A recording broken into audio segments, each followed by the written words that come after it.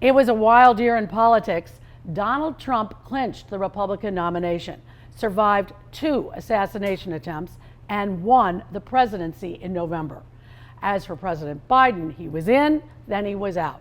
Vice President Kamala Harris replaced him on the ticket, but lost the November election. Chicago had its own crises. Let's take a look back at 2024.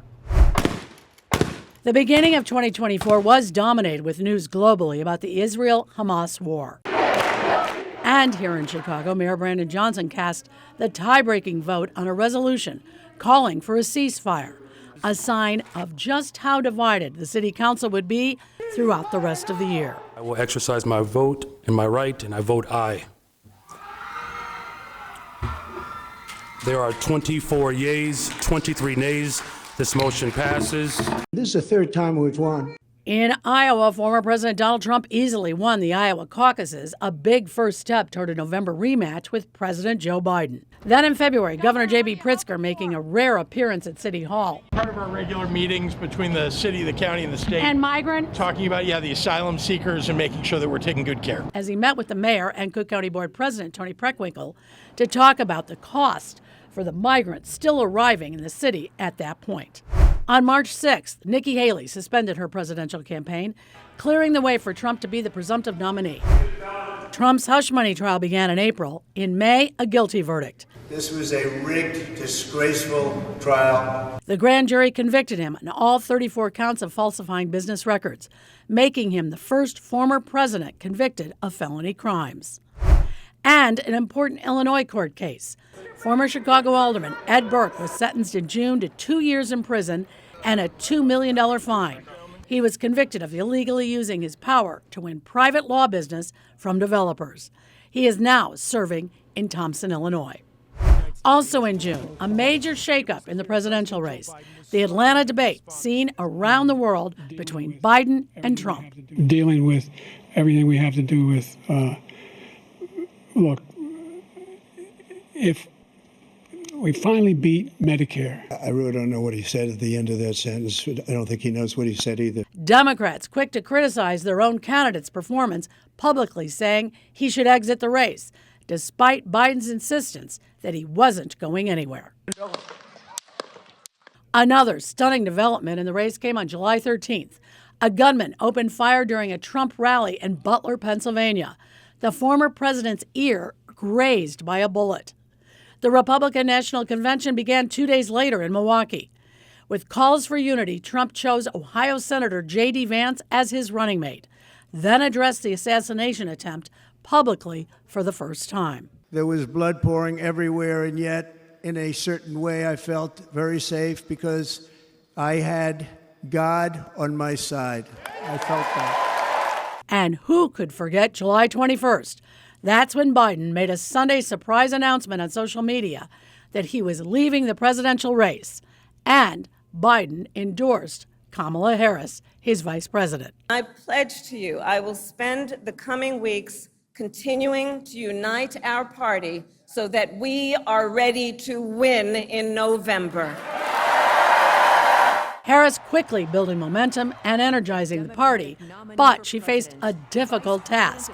Less than 4 months to convince the American people to vote for her. Only 16 days after entering the race, Harris chose Minnesota Governor Tim Walz as her running mate. The party preaching unity heading into the Democratic National Convention in August. All eyes were on Chicago for 4 days, Harris making history as the first Black and South Asian woman named major party presidential nominee. And together, let us write the next great chapter in the most extraordinary story ever told. On October 4th, another major controversy in the city came to a head, this time over the future of Chicago public schools. All 7 members of the school board resigned over tensions between the mayor and CPS CEO Pedro Martinez. I was elected to fight for the people of this city, and whoever's in the way of that, get out of it. The mayor then appointed new board members, only to have the new board president, Reverend Mitchell Johnson, also resign, this time over social media posts he made. Other city leaders called those posts anti-Semitic, sexist, and even part of the 9/11 conspiracy post. Later that month, opening statements in the corruption trial of Michael Madigan, once Illinois' most powerful politician. The former Illinois House Speaker is charged in a multi-million-dollar racketeering and bribery scheme involving ComEd. On November 5th, Trump defeated Kamala Harris to become the 47th president, making history as the second president after Grover Cleveland to have 2 non-consecutive terms. Frankly, this was, I believe, the greatest political movement of all time. There's never been anything like this in this country. The former president began naming his cabinet members, including many longtime Trump loyalists and some other Fox News hosts. Among the most controversial, Florida Congressman Matt Gaetz, named as Attorney General. He later, though, withdrew from consideration amid sexual misconduct allegations. More controversies for Chicago Mayor Johnson's administration came later on in November. He fired his communications director, Ronnie Reese. Documents show Reese, Johnson's longtime friend, was accused of sexual harassment, misogyny, and racism. And finally, December. The month kicked off with President Biden pardoning his son Hunter after repeatedly saying he would not take that step. The criticism swift, even from some fellow Democrats. On December 12th, he announced he was granting clemency to nearly 1,500 Americans, the most ever in a single day. That included 2 of Illinois' biggest fraudsters, Rita Crundwell, convicted of embezzling more than $53 million from Dixon taxpayers, and Northbrook businessman Eric Bloom, who defrauded customers of $665 million. Inside Chicago City Hall, the mayor and aldermen spent the last part of the year fighting over the city budget. The draft included a $300 million property tax hike, which was unanimously rejected by City Council. There are 27 yeas, 23 nays. This motion passes.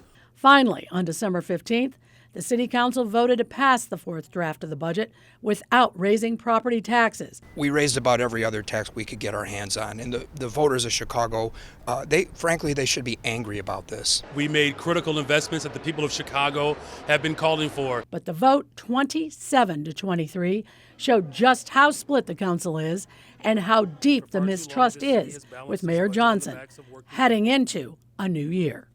Buckle up for 2025. Inauguration Day, January 20th. That's the brief. Thanks for checking in.